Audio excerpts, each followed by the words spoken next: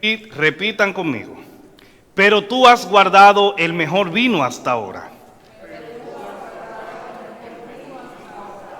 En el nombre del Padre, del Hijo y del Espíritu Santo. Este es uno de los, pueden sentarse, este es uno de los evangelios que ha tenido probablemente las más grandes interpretaciones por lo que sucede ahí entre Jesús y su esposa, el vino, la boda, y hay muchas cosas que sacar y tela que cortar. Yo trataré de irme por lo más sencillo en el día de hoy. Hoy es el segundo domingo después de la Epifanía. Estamos en tiempo ordinario otra vez. Y como ustedes saben, Epifanía significa manifestación o revelación de Dios a la humanidad. Y todos estos domingos hasta Cuaresma vamos a estar escuchando lecturas que hablan de la manifestación o cómo Dios se da a conocer a la humanidad. Ustedes saben que celebramos el día de la Epifanía como tal, que era el día en que la manifestación de Jesús a los gentiles. El domingo pasado, que fue el día que lo celebramos, tocaba el bautismo de Jesús, pero lo esquipeamos. Entonces estamos hoy hablando de la boda de Caná, que es el primer milagro que Jesús hace públicamente. Supongo que había hecho algunos que otros, pero de manera íntima, no sé, con su mamá y los demás. Hoy Jesús se nos revela de una manera muy diferente, y es en la boda de Caná. La madre de Jesús y los discípulos están en una boda. Voy a hacerle un resumen. Y cuando están allí, la madre de Jesús, María, se da cuenta que se acabó el vino. María no era la dueña de la fiesta, ni mucho menos, pero María, conociendo a Jesús, sabiendo quién era Jesús, sabiendo el poder que Jesús tiene, aunque no lo haya hecho público, se acerca a Jesús y le dice: se acabó el vino. Ellos no tienen vino. Tan sencillo como eso. Y Jesús no responde de una manera muy que digamos, sino que le dice: no ha llegado mi hora, ¿qué te pasa a ti conmigo? Y María le dice a los que sirven: hagan lo que Él diga. ¿Por qué María dice esto? Porque María estaba convencida del poder de Jesús. La fe de María estaba en lo más alto. Es decir, María, sin haber Jesús hecho ningún milagro públicamente, les dice: hagan lo que Él les diga. Lo que sea que Él les diga, eso es lo que ustedes van a hacer. Y dice las Sagradas Escrituras que cuando sucede esto, habían por ahí unas tinajas, 6 tinajas, que eran utilizadas por los judíos para las ceremonias de la purificación. Le voy a decir en qué consistía la ceremonia de la purificación. Lavarse las manos y los pies. Para eso eran las tinajas. Entonces Jesús, que pudiera haberlo hecho con otra cosa, dice: llenen esas tinajas, y cuando llenen las tinajas de piedra con agua, pidió que se la llevaran al maestro de la ceremonia, el que estaba encargado de la fiesta. Y oiga lo que dice el Señor, el hombre de la fiesta dice: todo el mundo sirve primero el mejor vino, y cuando los invitados ya han bebido bastante, es decir, que ya están happy, cuando ya los invitados están bien, entonces le sirven el vino corriente, un vino de menor calidad. Y oye lo que le dice, es al novio que le está diciendo a todas estas, él no sabe de dónde salió el vino. Y entonces le dice al novio: pero tú has guardado el mejor vino hasta ahora. María sabía a quién le estaba diciendo que faltaba vino. Recuerden que María fue la que recibió el mensaje de los ángeles diciéndole que el hijo que iba a tener era fruto del Espíritu Santo. María estaba convencida de que Jesús no era un hombre corriente. María había recibido el mensaje del ángel. María lo tuvo en su vientre durante mucho tiempo. Lo vio nacer, lo vio crecer, y María estaba convencida de quién era Jesús. Sabía que el fruto del Espíritu Santo que había estado en ella podía hacer la cosa mejor de lo que cualquiera podía pensar. María reconocía que Jesús podía hacer milagros. María estaba convencida que Jesús podía hacer eso que parecía imposible como algo posible. Porque ¿cómo María se le acerca a Jesús y le dice: se le acabó el vino? ¿Y Jesús qué tiene que ver con eso? Jesús no tiene que ver nada con eso. Pero María estaba convencida de quién era Él. María había depositado en este momento toda su esperanza en Jesús, reconociendo a Jesús como Dios y sabiendo que para Él no hay nada imposible. Ya María eso lo sabía, que para Jesús no había nada imposible. Y dice las Sagradas Escrituras que los discípulos creyeron en Él. Pero los discípulos empezaban a conocer a Jesús. Sin embargo, ya María lo comprendía porque ya María ya era su hijo. María sabía lo que tenía. Como mi mamá debe de saber lo que tiene, creo. Azúcar. Cálmense. María acudió por un milagro ante Jesús. Sin embargo, el milagro no era para ella. El milagro que María estaba buscando era para sacar de apuros al novio. Porque María tampoco era dueña de la fiesta. Pero María fue empática y dijo, espérate, se está acabando el vino, la fiesta se está acabando y hay que resolver.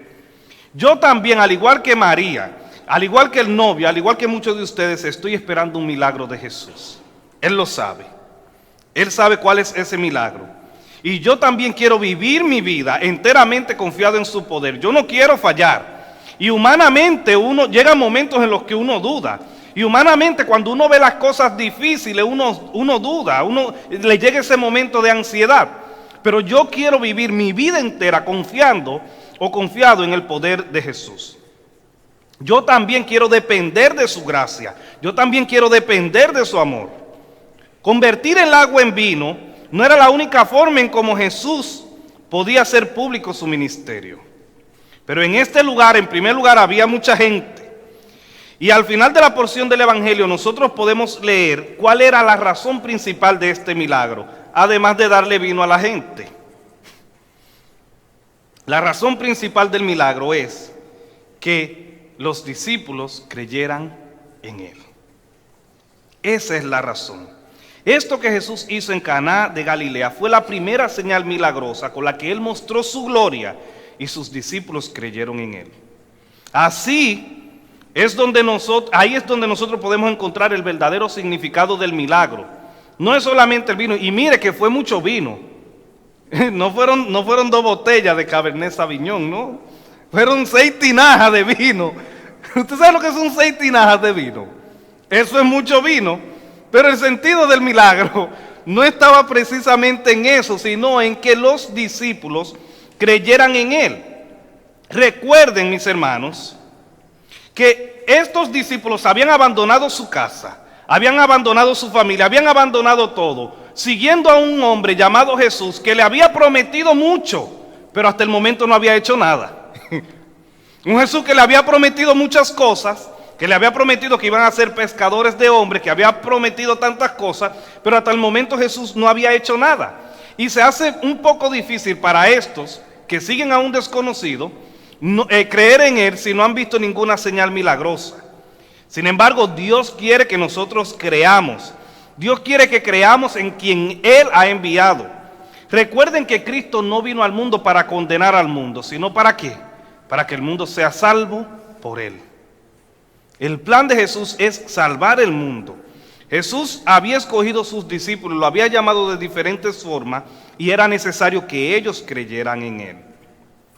Muchos de nosotros seguimos a Jesús y aunque no siempre recibimos la respuesta que esperamos a nuestras oraciones, no podemos perder ni la fe ni la esperanza. Aún no escuchamos de parte de Dios la respuesta que queremos. Les aseguro que Jesús guarda la mejor parte. Les aseguro que Dios tiene algo mejor para nosotros. Lo que hoy puede ser un motivo de llanto y de tristeza, mañana puede ser el motivo de alegría más grande que tengamos. Lo que hoy nos entristece, lo que hoy nos acongoja, lo que hoy nos deprime, mañana Dios puede convertirlo en algo que sea producto de alegría. Lo que hoy ustedes y yo podemos ver como un callejón sin salida, mañana Jesús lo puede convertir en una salida sin más callejones. Lo que hoy nosotros vemos como imposible, mañana puede ser posible. Porque Jesús cuando llega todo lo cambia. Jesús todo lo transforma, Jesús todo lo renueva, Jesús endereza los caminos torcidos, Jesús levanta al caído, Jesús liberta, Jesús sana, pero sobre todo Jesús da vida eterna. Todas las cosas que Jesús hace, las hace buenas y bien. Dios no se equivoca. Dios no es hombre para mentir. Y si para Jesús fue fácil convertir el agua en vino, puede también convertir nuestro llanto en alegría. En la boda de Caná se acabó el vino, y puede que a nosotros en algún momento se nos acabe la esperanza o la fe. Pero recuerden que Jesús guarda la mejor parte para el final. Cuando nosotros pensamos que ya no podemos más, Jesús tiene un as debajo de la manga. Cuando nosotros pensamos que ya no hay solución, Jesús dice, yo tengo la última palabra. Lo que ha de venir será mucho mejor que lo que estamos viendo hoy. Porque así es como se piensa cuando hay fe. Cuando se tiene fe, usted no puede pensar en que mañana va a ser peor. Usted no puede pensar eso, aún esté viendo que las cosas no van bien. Usted tiene que pensar, y yo tengo que pensar, en que cada día las cosas mejorarán. O por lo menos cambiarán, porque es lo que nosotros creemos. Y ser cristiano no quiere decir que no tendremos aflicciones en la vida. Ser cristiano no quiere decir que todo va a trabajar bien, porque esa sería la mentira más grande del mundo. Ser cristiano quiere decir que aun cuando estamos en prueba y dificultades, estamos agarrados de Dios. Sí, la vida nuestra no va a ser fácil. Las cosas no van a cambiar porque sigamos a Jesús. Sino que cuando las cosas aún no están bien, nosotros estamos confiados en Él. Como les dije, si Jesús pudo convertir el agua en vino para mostrar su gloria, entonces también lo hará para cambiar el mundo actual. La iglesia no puede perder la fe. Nosotros no podemos perder la esperanza.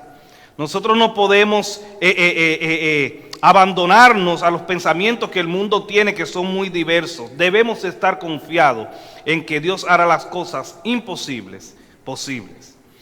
Aunque veamos que las cosas lucen cada vez peor, principalmente con este virus, que en la actualidad los números están por las nubes, sigamos en primer lugar obedeciendo los protocolos de salud.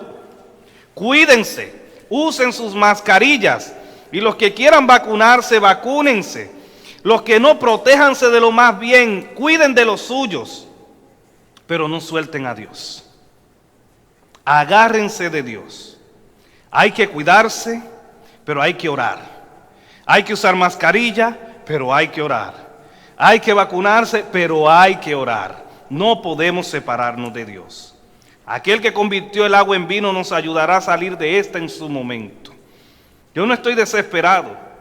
Y yo sé que a muchos de nosotros nos molesta estar con la mascarilla en todo momento, en el súper, a veces en la casa, cuando hay visita, en la farmacia, en todo lugar. Yo sé que molesta la mascarilla.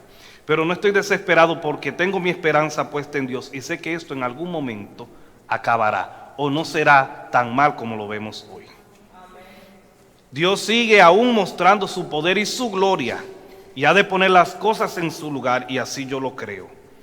Y hoy, porque no quiero predicar muy largo para no mantenerlos mucho aquí, voy a terminar mi sermón con una de mis frases favoritas que dijo Santa Teresa de Jesús: nada te turbe, nada te espante, todo se pasa, Dios no se muda, la paciencia todo lo alcanza, quien a Dios tiene, nada le falta, solo Dios basta. Que el Señor les bendiga y que el Señor les guarde. Amén. Les invito a ponerse sobre sus pies y digamos juntos el credo de nuestra fe, credo niceno.